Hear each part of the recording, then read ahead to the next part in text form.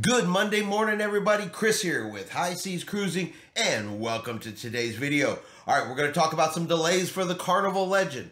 We're going to talk about some changes for the cancellation policy on celebrity cruise lines. And, well, believe it or not, someone is looking at a possible lifetime ban for doing this dumb thing on board their cruise. So beginning with the Carnival Legend, she had a couple different things happen, kind of all cascaded together. Began with a technical issue, began affecting the speed of the cruise ship. As they were heading back to Baltimore, they were supposed to have arrived yesterday, Sunday the 25th.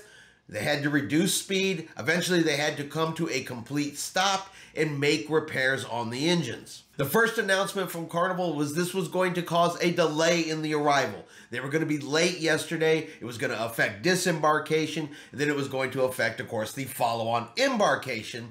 They were letting guests know, hey, do not come to the terminal until we let you know to come.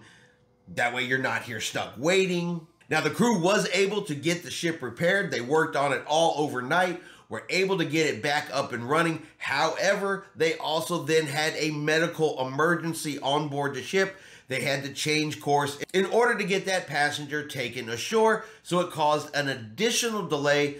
And instead of them arriving yesterday, Sunday the 25th, they are now going to be coming in today, Monday the 26th. Now, because of that, the follow-on cruise, the next cruise that's going to be sailing out today, originally scheduled to sail yesterday, has been shortened down to just a 6-day cruise. So they will be losing 1 day, but they're not going to lose any of their cruise ports. They did have to move their stop in Nassau by a day, but they won't lose any of their port stops. They're just going to lose a sea day. Now, Carnival is going to be providing compensation for these changes, as well as some refunds for the missed day. So all passengers will receive a 1-day refund to their original form of payment, $100 of onboard credit for each stateroom, and if you purchased any Wi-Fi, drink packages, prepaid your gratuities, 1 day of that will also be refunded to the original form of payment. And they are offering up to $200 for any non-refundable airfare changes caused by the delay. Of course, you'll have to submit all of the paperwork to Carnival Cruise Lines in order to qualify for that. So good on Carnival for providing a little extra, a little compensation, for that delay. Good on Carnival for not having to cancel any cruise ports. Repairs, they have to happen sometimes. Medical emergencies, they happen sometimes. And in this case, they happened right there at the same time, which is what caused this delay. Next up, Princess Cruise Lines. They are making some changes to their cancellation policies. So if you're thinking about canceling a Princess Cruise, you're going to have less time to do that before you go into the 100% penalty phase. Now, these new changes go into effect on March the 4th, and that is for any new bookings made on or after March the 4th. If you have an existing booking with Princess Cruise Lines, if you book all the way up to March 3rd with Princess Cruise Lines, you will be under the old cancellation policies, but any new bookings, March the 4th forward, will be under the new policies. Effective with new bookings made on or after March 4, 2024, our 100% cancellation fee policy will shift to 30 days prior to sell date, as the current policy of 14 days prior to sell date will be discontinued. All existing bookings will follow the outgoing policy. This change simplifies our policy, as there will only be 2 cancellation schedules shown below. It is important to note that voyages of 5 days or less will now have a final payment due date of 90 days rather than 75 days prior to sale. And that's directly from Princess Cruise Lines. That said, they're going to break it down to 2 cancellation schedules. I'm going to show you both of those. The first one is for sailings that are 24 days or less. So this is going to be the one that affects the majority of cruisers. For your 5-day, your 7-day, your 14-day cruises will all fall under this policy. I'm going to go ahead and show this one to you. So no fee for cancellations made 90 days or more before the sailing date. A 25% fee applies if canceled 75 to 89 days. A 50% fee for cancellations made 61 to 74 days. For those canceling 31 to 60 days, will incur a 75% fee, and a 100% fee is charged for cancellations made 30 days or less before the sailing. Now, for sailings that are 25 days or longer, such as world cruises, no fee if canceled 120 days or more in advance. Canceling between 113 and 119 days incurs a fee equivalent to the amount of the deposit or 30% of the total charges for world cruises.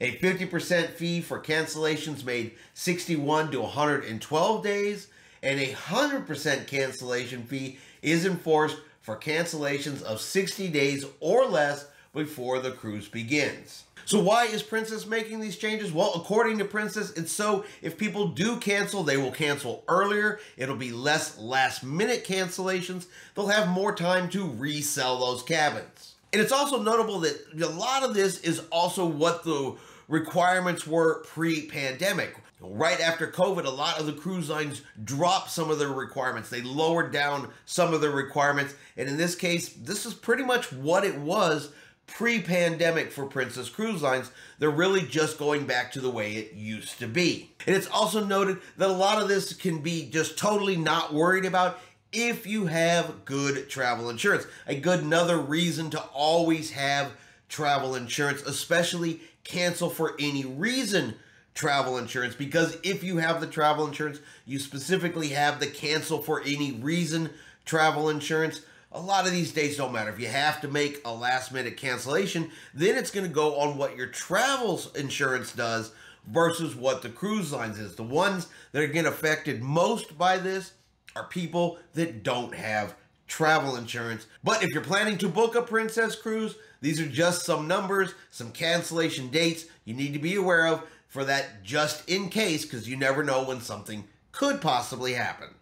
And finally, a story we have not talked about since April of 2023. And honestly, a story I didn't think we would have to talk about again, because the last time this happened, it earned those passengers a lifetime ban from Carnival Cruise Lines. So I don't know if you guys remember, but back in April, we talked about two individuals that filmed themselves fishing off of a Carnival cruise line while docked in Nassau, Bahamas. It showed they pulled up a fish, brought it up on board the ship.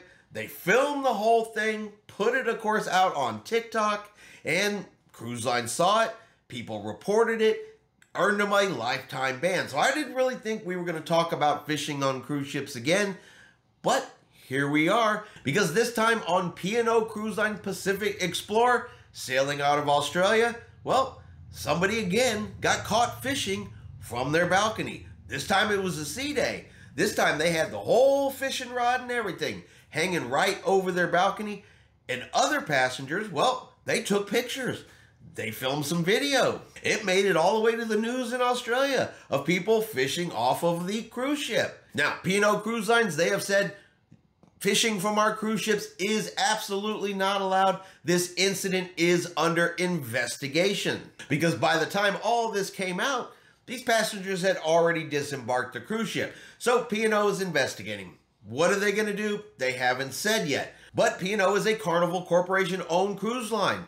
So chances are they're going to get a very similar type punishment like the last individuals did on Carnival Cruise Lines. And they're more than likely going to end up with a lifetime ban for fishing off of the cruise ship. So if you're new to cruising, you cannot fish off of the cruise ship. Do not do it. I know people like fishing. People love fishing. There's a whole sports around fishing. They put it on TV. Fishing's a popular thing. I get it.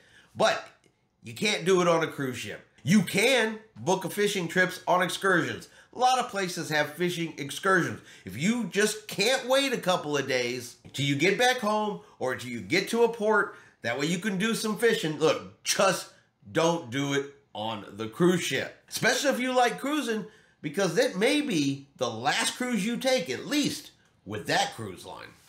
And that's going to be our cruise news for today. I hope you've enjoyed today's video. If you have, do me a favor and hit that like button. If you haven't done so yet, do me a favor and hit subscribe. It is free to do so.